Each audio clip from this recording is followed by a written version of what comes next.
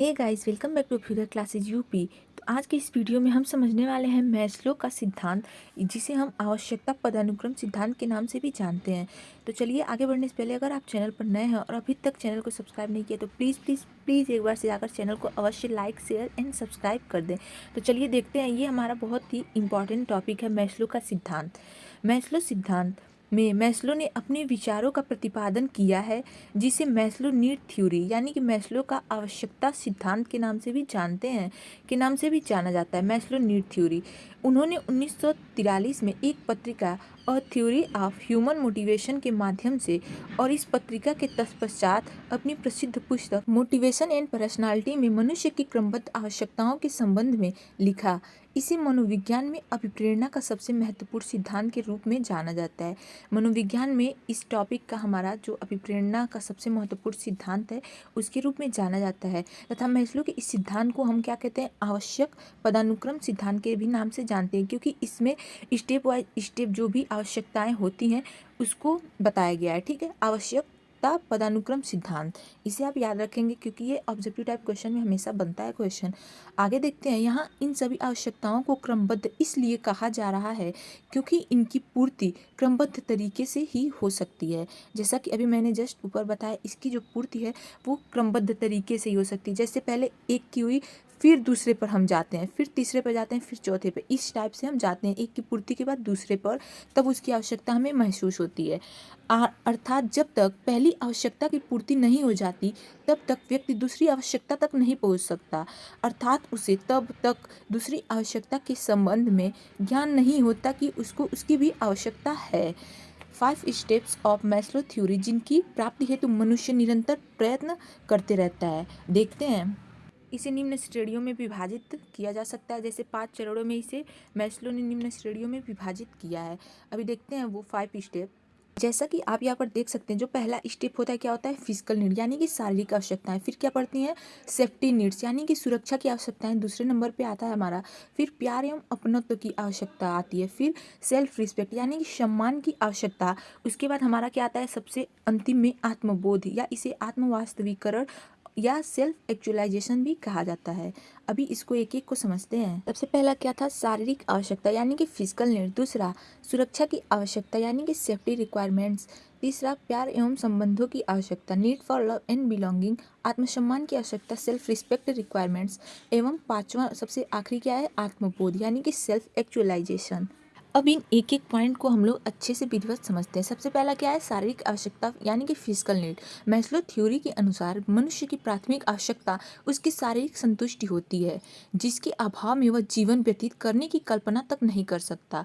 ठीक है, शारीरिक आवश्यकताओं में भोजन, पानी, वस्त्र, मन की एकाग्रता, यौन संबंधी आवश्यकताएं एवं शरीर के आराम हेतु निद्रा आदि, ये सभी हमारी क्या है, शारीरिक आवश्यकताएं हैं, जिसकी सबसे पहले हमें जिसकी पूर्ति की आवश्यकता पड़ती है। मालूम पड़ती है कि हमें जो भी हमारी शारीरिक आवश्यकताएं हैं उसकी हम पूर्ति करें, सबसे लिए इस पर हम काम करते हैं। ठीक है, मैस्लो सिद्धांत के अनुसार यह सभी आवश्यकताएं मनुष्य की प्राथमिक आवश्यकताएं होती हैं। ये हम सभी की क्या होती हैं, प्राथमिक आवश्यकताएं होती हैं। सबसे पहले हम इसके लिए काम करते हैं और इसको पूरा करते हैं, फिर हम किसी और आवश्यकता की हमें महसूस होती है कि ये भी अब हमें इस चीज़ की भी आवश्यकताएं हैं।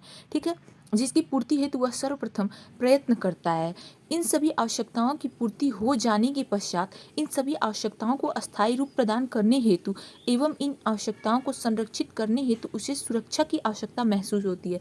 जब हमारी फिजिकल नीड की पूर्ति हो जाती है, इसके लिए सबसे पहले हम प्रयत्न करते हैं कि हमारी फिजिकल जो भी नीड है, जैसे भोजन हो गया, हमारा भोजन, पानी, वस्त्र, जो भी हमें चाहिए होता है जिससे हमें संतुष्टि हो कि हाँ ये हमारी फिजिकल, जैसे कि हम कुछ काम करके आते हैं तो हमें निद्रा की आवश्यकता होती है, थके हारे आते हैं तो हमें निद्रा की आवश्यकता होती है। वो क्या है, हमारी प्राथमिक आवश्यकता है, वो शारीरिक आवश्यकता है। ठीक है, और फिर हमें भोजन की, पानी की, खूब अच्छे मकान की, चाहेंगे हमारा खूब अच्छा मकान रहे, मतलब ये सारी हमारी प्राथमिक आवश्यकताएं, शारीरिक आवश्यकताएं हैं। इन सभी की पूर्ति के बाद हम क्या करते हैं, सुरक्षा की आवश्यकता हमें महसूस होती है। जब ये सारी चीज़ों की पूर्ति हो जाती है शारीरिक आवश्यकताओं की, तो फिर हम सुरक्षा की आवश्यकताओं को महसूस करते हैं। तो दूसरा पॉइंट है हमारा सुरक्षा की आवश्यकता यानी कि सेफ्टी रिक्वायरमेंट्स, या इसे सेफ्टी नीड भी बोला जाता है।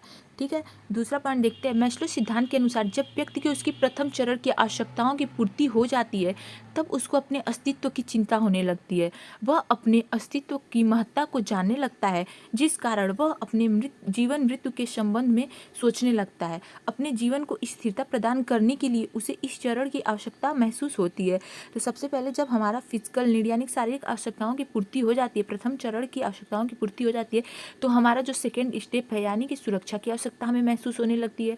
जैसे अगर हम खूब बहुत सारा मतलब इंसान कमाता है, अमीर हो जाता है, तो उसे क्या लगता है कि अब मुझे कुछ अपने सुरक्षा हेतु कुछ कार्य करने चाहिए, कुछ ऐसा चीज़ें करनी चाहिए जिससे ये सब हमने कमा ही लिया है, तो अगर हम सुरक्षित ही नहीं है तो क्या फ़ायदा। तो उसे सुरक्षा की आवश्यकता महसूस होने लगती है, उसे अपने अस्तित्व की चिंता होने लगती है, जीवन मृत्यु के संबंध में वो सोचने लगता है कि हम सुरक्षित नहीं है, हमें सुरक्षा की आवश्यकता है। उसके बाद आता है प्यार और संबंधों की आवश्यकता।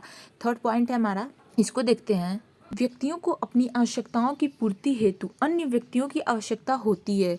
वह इन समस्त आवश्यकताओं की प्राप्ति अकेले रहकर नहीं कर सकता, जिस कारण वह अपने परिवार का निर्माण करता है एवं समाज के साथ विभिन्न प्रकार के संबंधों की स्थापना करता है, जैसे पत्नी, भाई, बहन, प्यार, दोस्त आदि। सुरक्षा की आवश्यकताओं के चरणों की पूर्ति हो जाने के पश्चात ही वह इस चरण की आवश्यकताओं की पूर्ति हेतु क्रियाशील हो जाता है। जैसे अगर इंसान के पास सब कुछ हो गया और उसके पास कोई रिलेशन, प्यार, कोई परिवार, प्यार, संबंध आदि इत्यादि नहीं है, समाज ही नहीं है, तो वह इन सब चीज़ों का क्या करेगा, तो वह इन सब चीज़ों की आवश्यकता महसूस करता है थर्ड स्टेप में। ठीक है, ये पॉइंट क्लियर है। अब देखते हैं फोर्थ पॉइंट हमारा है आत्मसम्मान की आवश्यकता यानी कि सेल्फ रिस्पेक्ट रिक्वायरमेंट्स या नीड भी इसे हम कहते हैं। आवश्यकता मतलब नीड। तो आत्मसम्मान की आवश्यकता में देखते हैं, प्यार और संबंधों की आवश्यकताओं की पूर्ति हो जाने के पश्चात उसे समाज में गौरवपूर्ण तरीके से जीवन यापन करने हेतु आत्मसम्मान की आवश्यकता महसूस होती है, जिस कारण वह एक गौरवपूर्ण पद प्राप्त करने और दूसरों से अपनी एक अलग पहचान बनाने अर्थात खुद को विशिष्ट दिखाने की आवश्यकता की पूर्ति करने के लिए प्रयास करता है, जिस कारण समाज के सभी लोग उससे प्रेम पूर्वक व्यवहार करें एवं उसका आदर करें। मैस्लो के अनुसार मनुष्य जीवन पर्यंत इन चार चरणों की प्राप्ति हेतु सदैव क्रियाशील रहता है एवं वह सदैव यह प्रयास करता है कि इन आवश्यकताओं की पूर्ति वह जल्द से जल्द कर सके, और कम ही ऐसे लोग होते हैं जो इन चार चरणों की पूर्ति कर पाते हैं। और मैस्लो थ्योरी के अंतिम चरण में है आत्मबोध यानी कि सेल्फ एक्चुअलाइजेशन में पहुंच जाते हैं।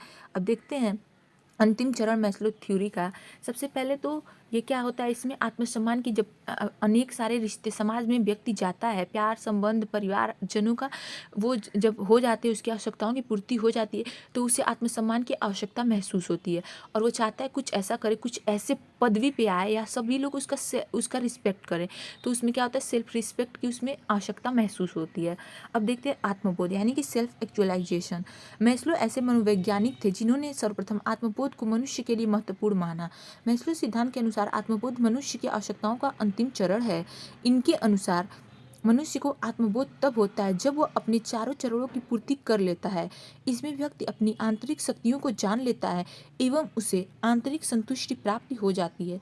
आत्मबोध अर्थात आत्मा को जानना।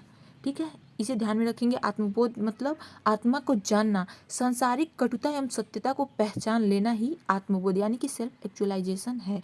तो मैस्लो ये जो पांचों पद है मैस्लो थ्योरी के, ये एग्जाम में पूछते हैं हमेशा। सबसे पहला कौन सा पद आता है हमारा, सबसे पहला आता है शारीरिक आवश्यकता, दूसरा सेफ्टी की यानी कि सुरक्षा की आवश्यकता, तीसरा क्या होता है प्यार एवं संबंध की आवश्यकता, और चौथा सेल्फ रिस्पेक्ट यानी कि आत्मसम्मान की आवश्यकता, और अंतिम जो चरण है वो क्या है, आत्मबोध की आवश्यकता। यानी कि जब इन चारों आवश्यकताओं की इसकी पूर्ति हो जाता है तब वह आत्मबोध अर्थात आत्मा को जानना, सांसारिक कटुता एवं सत्यता को पहचान लेना वो पहचानता है। तो उसमें क्या होता है, आत्मबोध की आवश्यकता महसूस होती है। इन चारों आवश्यकताओं की पूर्ति के बाद आत्मबोध फिफ्थ स्टेप पे आता है। ठीक है, मैस्लो थ्योरी के इस सिद्धांत को मनोविज्ञान का एक महत्वपूर्ण अभिप्रेरणा के सिद्धांत यानी कि थ्योरी ऑफ मोटिवेशन के रूप में स्वीकार किया जाता है। मोटिवेशन की वीडियो ऑलरेडी आपको, अभिप्रेरणा की वीडियो ऑलरेडी चैनल पर मौजूद है, उपलब्ध है, आपको मिल जाएगी। मैं लिंक भी डिस्क्रिप्शन में दे दूंगी, आप एक बार से उससे जाकर चेक कर सकते हैं।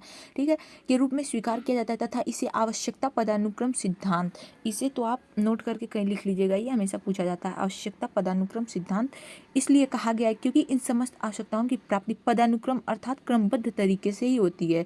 इसमें व्यक्ति नीचे से ऊपर की ओर बढ़ता है, अर्थात प्रथम चरण की प्राप्ति होने के पश्चात ही वह दूसरे चरण की आवश्यकता को महसूस करता है। यानी कि व्यक्ति नीचे से ऊपर बढ़ता है, पहला स्टेप पूरा, दूसरा, फिर तीसरा, फिर चौथा, फिर पांचवें पे आता है।